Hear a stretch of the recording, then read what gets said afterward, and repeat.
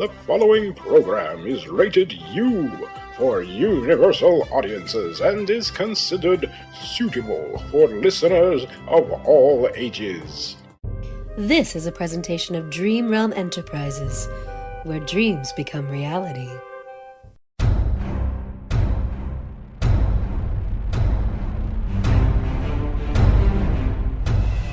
Welcome to Dream Realm Enterprises' horror anthology series, Tales from a Dark Realm. This episode is titled The Legend of Sleepy Hollow, written by Washington Irving.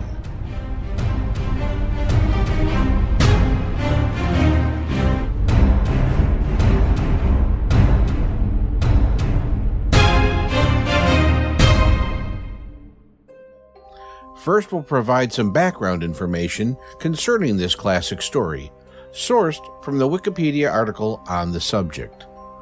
The Legend of Sleepy Hollow is a Gothic story by American author Washington Irving, contained in his collection of 34 essays and short stories titled The Sketchbook of Geoffrey Crayon, Gent. Written while Irving was living abroad in Birmingham, The Legend of Sleepy Hollow was first published in 1819. Along with Irving's companion piece, Rip Van Winkle, The Legend of Sleepy Hollow is among the earliest examples of American fiction with enduring popularity, especially during Halloween, because of a character known as the Headless Horseman, believed to be a Hessian soldier who was decapitated by a cannonball in battle. The story is set in 1790 in the countryside around the Dutch settlement of Tarrytown, in a secluded glen known as Sleepy Hollow. Sleepy Hollow is renowned for its ghosts and the haunting atmosphere that pervades the imaginations of its inhabitants and visitors. Some residents say this town was bewitched during the early days of the Dutch settlement, while others claim that the mysterious atmosphere was caused by an old Native American chief, the wizard of his tribe, before the country was discovered by Master Hendrik Hudson. Residents of the town are seemingly subjected to various supernatural and mysterious occurrences. The legend relates to the tale of Ichabod Crane, a lean, lanky, and extremely superstitious schoolmaster from Connecticut. Throughout his stay at Sleepy Hollow, Crane is able to make himself both useful and agreeable to the families that he lodges with. He occasionally assists with light farm work and helping to make hay, mend fences, caring for numerous farm animals, and cutting firewood. Besides his more dominant role as the schoolmaster, Ichabod Crane also assists the various mothers of the town by helping to take care of their young children, taking on a more gentle and ingratiating role. Crane is also quite popular among the women of the town for his education and his talent for carrying the whole budget of local gossip, which makes him a welcome sight within female circles. As a firm believer in witchcraft and the like, Crane has an unequaled appetite for the marvelous, which is only increased by his stay in the spellbound region of Sleepy Hollow. A source of fearful pleasure for Crane is to visit the old Dutch wives and listen to their marvelous tales of ghosts and goblins, haunted locations, and the tales of the Headless Horseman, or the Galloping Hessian of the Hollow, as they sometimes called him. Throughout the story, Ichabod Crane competes with Abraham Brombones Van Brunt, the town rowdy and local hero, for the hand of the 18-year-old Katrina Van Tassel, the daughter and sole child of wealthy farmer Baltus Van Tassel. Ichabod Crane, an outsider, sees marriage to Katrina as a means of procuring Van Tassel's extravagant wealth. Brom, unable to force Ichabod into a physical showdown to settle things, plays a series of pranks on the superstitious schoolmaster. The tension among the three continues for some time and is soon brought to a head. On a placid autumn night, the ambitious Crane attends a harvest party at the Van Tassel's homestead. He dances, partakes in the feast, and listens to ghostly legends told by Brom and the locals. But his true aim is to propose to Katrina after the guests leave. His intentions, however, are ill-fated as he fails to secure Katrina's hand. The following is an excerpt from the book.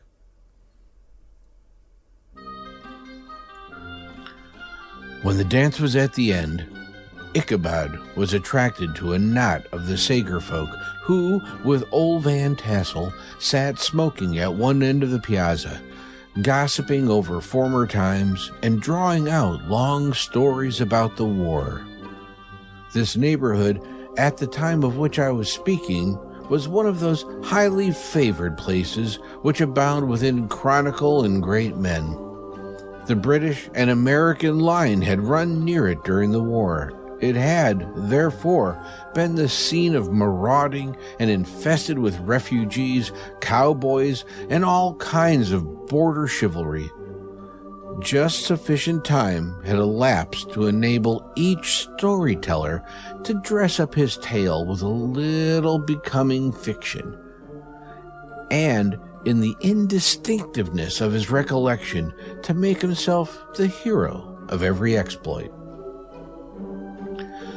There was the story of Dofu Martling, a large, blue-bearded Dutchman who had nearly taken a British frigate with an old iron 9-pounder from a mud breastwork, only that his gun burst at the 6th discharge, and there was an old gentleman who shall be nameless, being too rich a mynheer to be lightly mentioned, who, in the Battle of White Plains, being an excellent master of defense, parried a musket ball with a small sword, insomuch that he absolutely felt it whiz round the blade and glance off the hilt, in proof of which he was ready at any time to show the sword, with the hilt a little bent. There were several more that had been equally great in the field, not one of whom but was persuaded that he had a considerable hand in bringing the war to a happy termination. But all these were nothing to the tales of ghosts and apparitions that succeeded.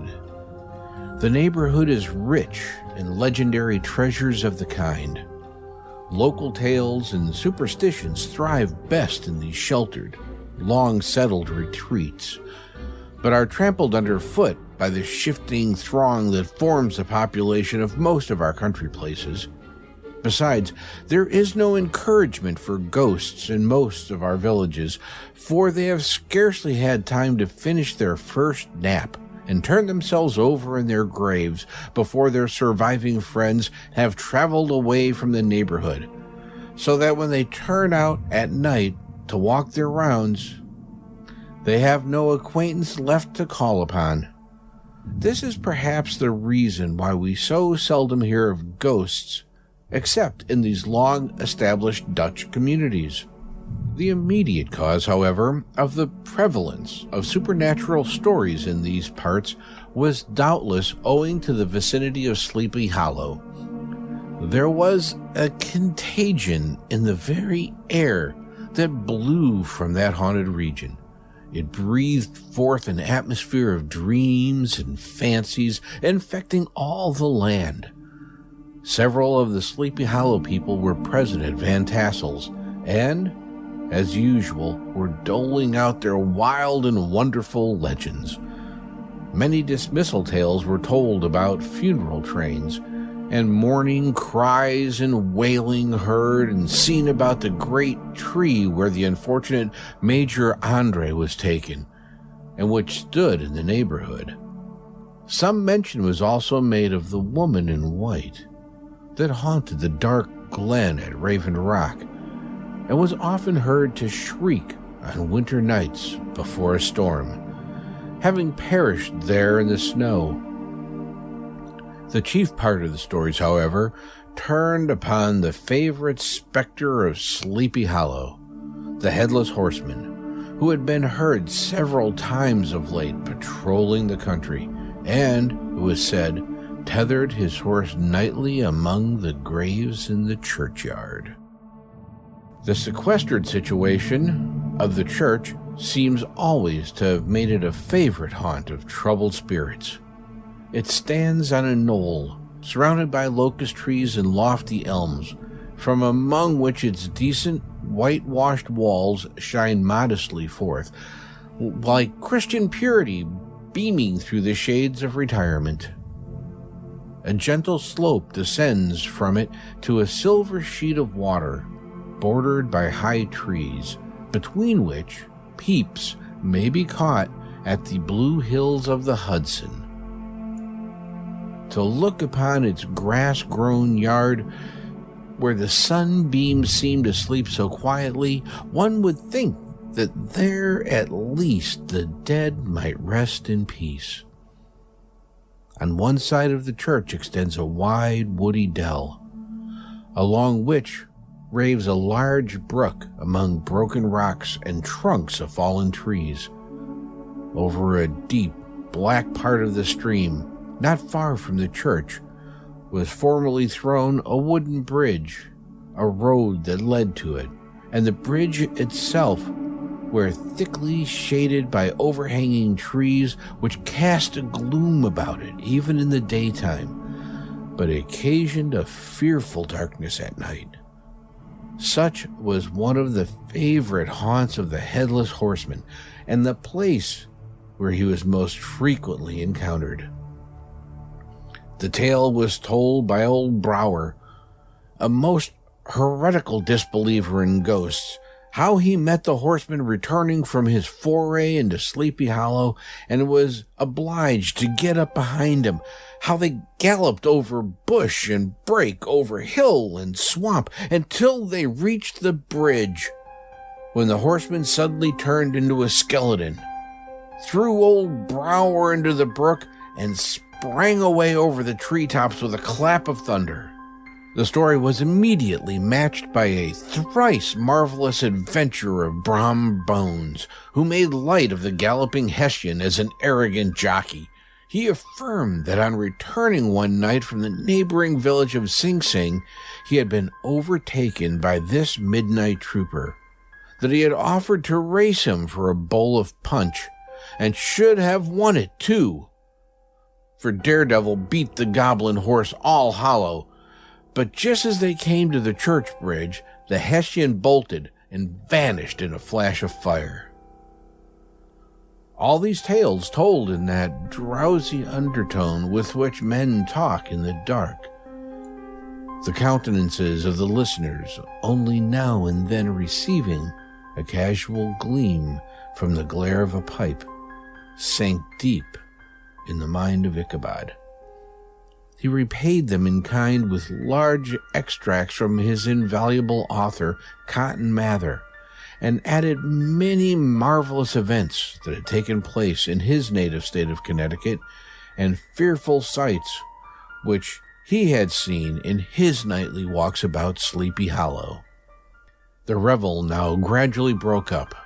The old farmers gathered together their families and their wagons, and were heard for some time rattling along the hollow roads over the distant hills. Some of the damsels mounted on pillions behind their favorite swains, and their light-hearted laughter, mingling with the clatter of hoofs, echoed along the silent woodlands, sounding fainter and fainter, until they gradually died away, and the late scene of noise and frolic was all silent and deserted. Ichabod only lingered behind, according to the custom of country lovers, to have a tete-a-tete with the heiress, fully convinced that he was now on the high road to success. What passed at this interview I will not pretend to say, for in fact I do not know. Something, however, I fear me must have gone wrong, for he certainly sallied forth after no very great interval, with an air quite desolate and crestfallen. Oh, these women! These women. Could that girl have been playing off any of her coquettish tricks? Was her encouragement of the poor pedagogue all a mere sham to secure her conquest of his rival? Heaven only knows, not I. Let it suffice to say Ichabod stole forth with the air of one who'd been sacking a hen roost rather than a fair lady's heart, without looking to the right or left to notice the scene of rural wealth on which he had so often gloated. He went straight to the stable, and with several hearty cuffs and kicks roused his steed most uncourteously from the comfortable quarters in which he was soundly sleeping, dreaming of mountains of corn and oats and whole valleys of timothy and clover. It was the very witching time of night that Ichabod, heavy-hearted and crestfallen, pursued his travels homeward. Along the sides of the lofty hills which rise above Tarrytown, and which have been traversed so cheerily in the afternoon, the hour was as dismal as himself. Far below him, the Tappan Zee spread its dusky and indistinct waste of waters, with here and there the tall mast of a sloop, riding quietly at anchor under the land. In the dead hush of midnight, he could even hear the barking of the watchdog from the opposite shore of the Hudson, but it was so vague and faint as only to give an idea of his distance from this faithful companion of man. Now and then, too, the long-drawn crowing of a cock, accidentally awakened, would sound off, far, far off, from some farmhouse away among the hills, but it was like a dreaming sound in his ear. No sign of life occurred near him, but occasionally the melancholy chirp of a cricket, or perhaps the guttural twang of a bullfrog from a neighboring marsh, as if sleeping uncomfortably and turning suddenly in his bed.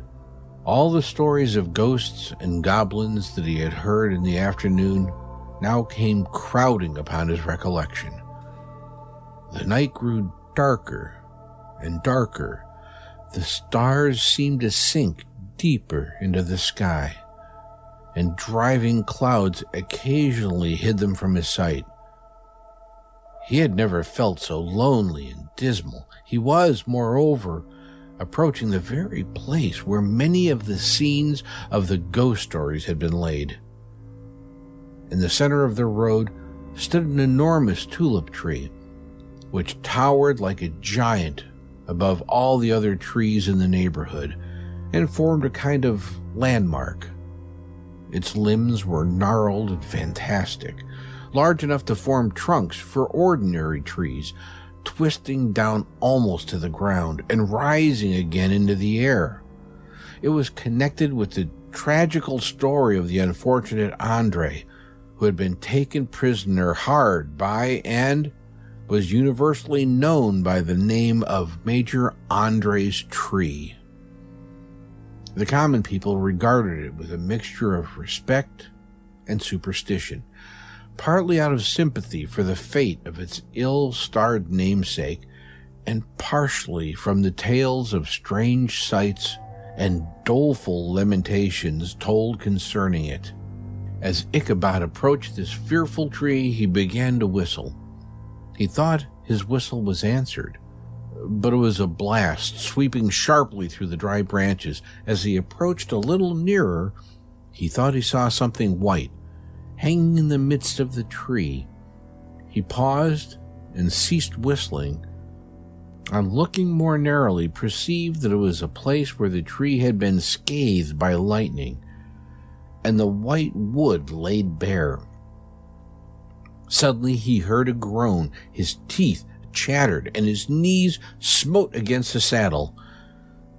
It was but the rubbing of one huge bough upon another, as they were swayed about by the breeze. He passed the tree in safety, but new perils lay before him. About 200 yards from the tree, a small brook crossed the road and ran into a marshy and thickly wooded glen, known by the name of Wiley's Swamp. A few rough logs, laid side by side, served for a bridge over this stream. On that side of the road where the brook entered the wood, a group of oaks and chestnuts, matted, thick with wild grapevines, threw a cavernous gloom over it. To pass this bridge was the severest trial. It was at this identical spot that the unfortunate Andre was captured, and under the covert of those chestnuts and vines were the sturdy yeomen concealed who surprised him.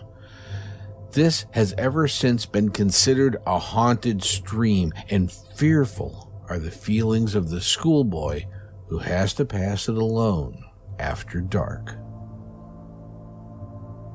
As he approached the stream, his heart began to thump, and he summoned up, however, all his resolution, gave his horse half a score of kicks in the ribs, and attempted to dash briskly across the bridge. But instead of starting forward, the perverse old animal made a lateral movement and ran broadside against the fence. Ichabod, whose fears increased with the delay, jerked the reins on the other side and kicked lustily with the contrary foot. It was all in vain. His steed started, it is true, but it was the only plunge in the opposite side of the road into the thicket of brambles and alder bushes. The schoolmaster now bestowed both whip and heel upon the starving ribs of old Gunpowder, who dashed forward, snuffling and snorting, but came to a stand just by the bridge with a suddenness that had nearly sent his rider sprawling over his head. Just at that moment, a plashy tramp by the side of the bridge caught the sensitive ear of Ichabod. In the dark shadow of the grove, on the margin of the brook, he beheld something huge, misshapen, and towering. It stirred not, but seemed gathered up in the gloom, like some gigantic monster ready to spring upon the traveler. The hair of the affrighted pedagogue rose upon his head with terror. What was to be done? To turn and fly was now too late. And besides, what chance was there of escaping ghost or goblin, if such it was, which could ride upon the wings of the wind? Summoning up, therefore, a show of courage, he demanded in stammering accents, "Who are you?" He received no reply. He repeated his demand in a still more agitated voice. Still, there was no answer. Once more he cudgeled the sides of the inflexible Gunpowder, and shutting his eyes, broke forth with involuntary fervor into a psalm tune. Just then, the shadowy object of alarm put itself in motion, and with a scramble and a bound stood at once in the middle of the road. Though the night was dark and dismal, yet the form of the unknown might now in some degree be ascertained. He appeared to be a horseman of large dimensions, and mounted on a black horse of powerful frame. He made no offer of molestation or sociability, but kept aloof on one side of the road, jogging along on the blind side of old Gunpowder, who had just got over his fright and waywardness. Ichabod, who had no relish for this strange midnight companion, and bethought himself of the adventure of Brom Bones with the galloping Hessian, now quickened his steed in hopes of leaving him behind. The stranger, however, quickened his horse to an equal pace. Ichabod pulled up and fell into a walk, thinking to lag behind. The other did the same. His heart began to sink within him. He endeavored to resume his psalm tune, but his parched tongue clove to the roof of his mouth, and he could not utter a stave. There was something in the moody and dogged silence of this pernicious companion that was mysterious and appalling. it was soon fearfully accounted for. On mounting a rising ground, which brought the figure of his fellow traveler in relief against the sky, gigantic in height and muffled in a cloak, Ichabod was horror-struck on perceiving that he was headless. But his horror was still more increased on observing that the head, which should have rested on his shoulders, was carried before him on the pommel of his saddle. His terror rose to desperation. He rained a shower of kicks and blows upon Gunpowder, hoping by a sudden movement to give his companion the slip. But the specter started full jump with him. Away then they dashed through thick and thin, stones flying and sparks flashing at every bound. Ichabod's flimsy garments fluttered in the air as he stretched his long, lank body away over his horse's head in the eagerness of his flight. They had now reached the road which turns off to Sleepy Hollow, but Gunpowder, who seemed possessed with a demon, instead of keeping up it, made an opposite turn and plunged headlong downhill to the left. This road leads through a sandy hollow shaded by trees for about a quarter of a mile, where it crossed the bridge famous in goblin story, and just beyond the swell, the green knoll on which stands the whitewashed church. As yet the panic of the steed had given his unskillful rider an apparent advantage in the chase, but just as he got halfway through the hollow, the girths of the saddle gave way, and he felt it slipping from under him. He seized it by the pommel and endeavored to hold it firm, but in vain, and had just time to save himself by clasping old Gunpowder round the neck when the saddle fell to the earth, and he heard it trampled underfoot by his pursuer. For a moment the terror of Hans Van Ripper's wrath passed across his mind, for it was his Sunday saddle. But this was no time for petty fears.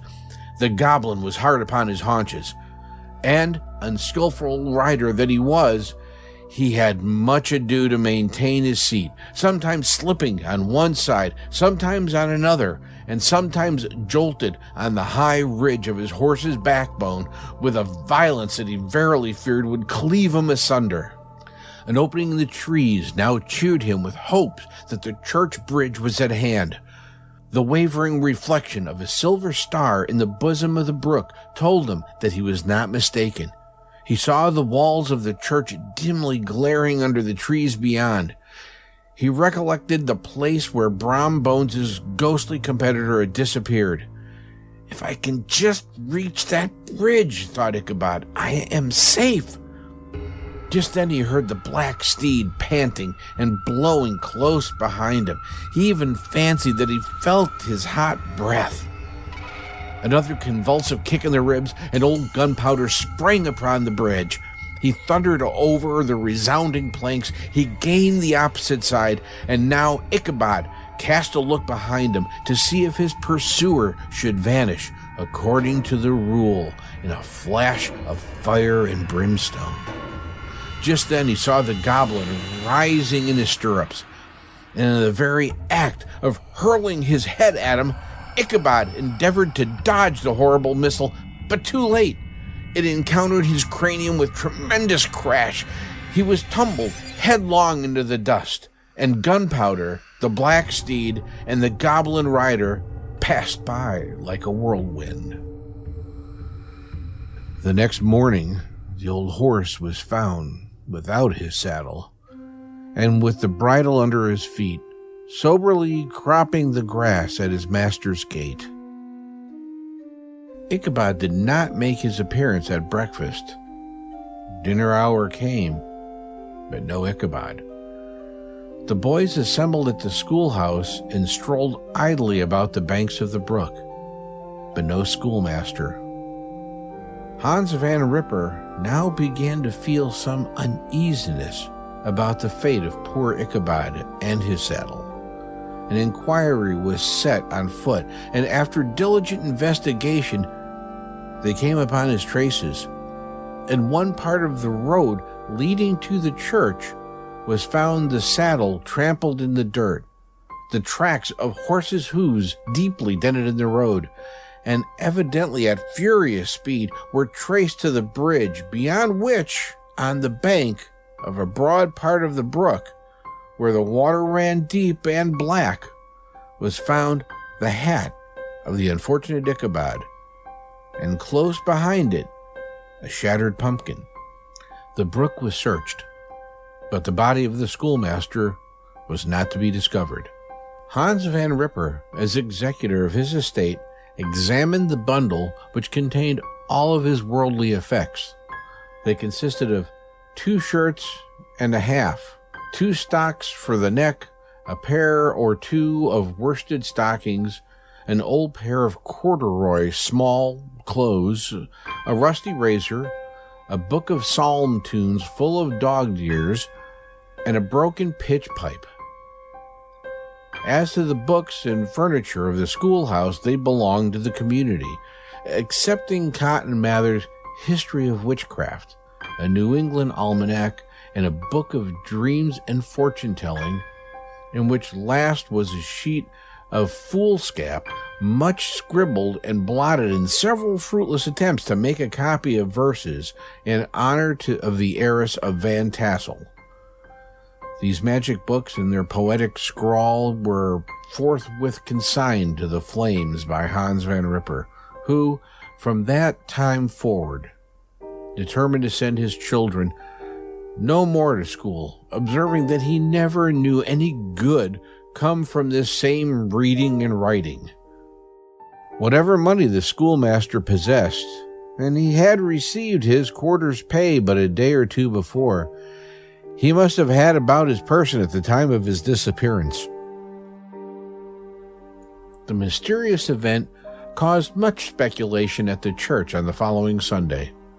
Knots of gazers and gossips were collected in the churchyard, at the bridge, at the spot where the hat and pumpkin had been found. The stories of Brower, of Bones, and a whole budget of others were called to mind. And when they had diligently considered them all, and compared them with the symptoms of the present case, they shook their heads, and came to the conclusion that Ichabod had been carried off by the galloping Hessian. As he was a bachelor, and in nobody's debt, nobody troubled his head any more about him. The school was removed to a different quarter of the hollow, and another pedagogue reigned in his stead.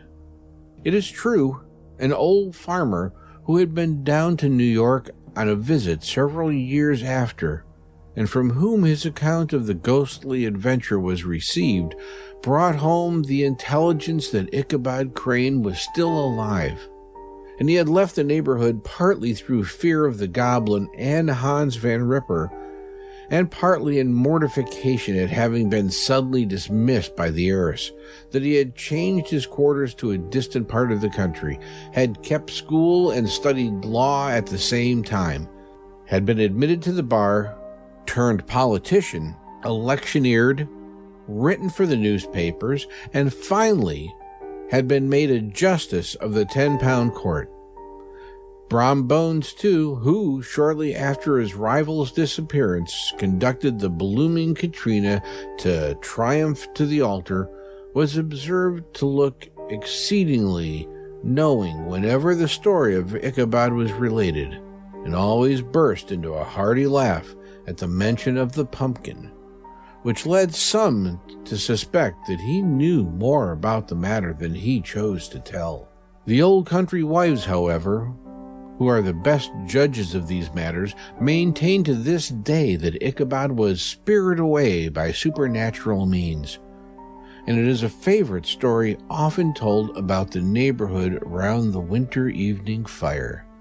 The bridge became more than ever an object of superstitious awe, and that may be the reason why the road has been altered of late years as to approach the church by the border of the mill pond. The schoolhouse, being deserted, soon fell to decay, and was reported to be haunted by the ghost of the unfortunate pedagogue and the ploughboy, loitering homeward of a still summer evening, has often fancied his voice at a distance, chanting a melancholy psalm tune among the tranquil solitudes of Sleepy Hollow. The end. This has been Paul Arbisi presenting Tales from a Dark Realm from Dark Realm Enterprises. Tonight's story was titled The Legend of Sleepy Hollow, which was written by Washington Irving. The post-production editor, sound designer, director, and producer was Jonithan Patrick Russell. The music heard in this program was provided by Kevin MacLeod. Join us again for another frightening story. This program is copyright 2022, all rights reserved, and is brought to you by Dream Realm Enterprises, warping to new dimensions.